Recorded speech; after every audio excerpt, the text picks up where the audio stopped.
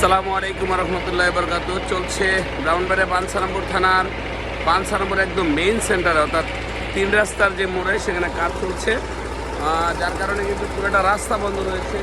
আমি দেখতে পাচ্ছি যে বাইরা এখানে রেস্ট নিচ্ছেন কিছুক্ষণ কাজ করে। সবাই নীলফামারীর বেশিরভাগ দেখুন 3টা রাস্তায় বন্ধ রয়েছে। তো আমি বাইরের সাথে একটু কথা বলতে চেষ্টা করবো ইনশাল্লাহ।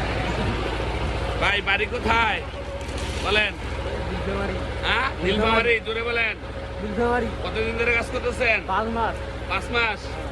ও ভাইরা সবাই নীলফামারীর সাধারণ মানুষ যারা আসলে ওনারা হচ্ছে অরিজিনাল মানুষ, যারা হালাল কথায় ইনকাম করেন। এইসব মানুষদেরকে আমরা সম্মান জানাই এবং সম্মান জানাতে হবে।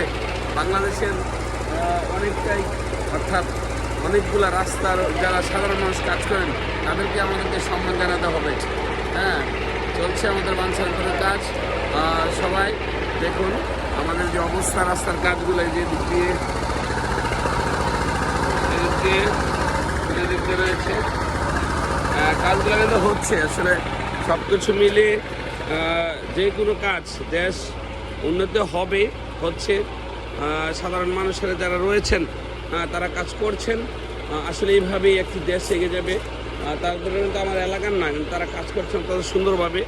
হ্যাঁ, আমি যদি বলি ভাইদেরকে দেখাই, দেখুন। ভালো থাকবেন সবাই। আসসালামু আলাইকুম রহমতুল্লাহ।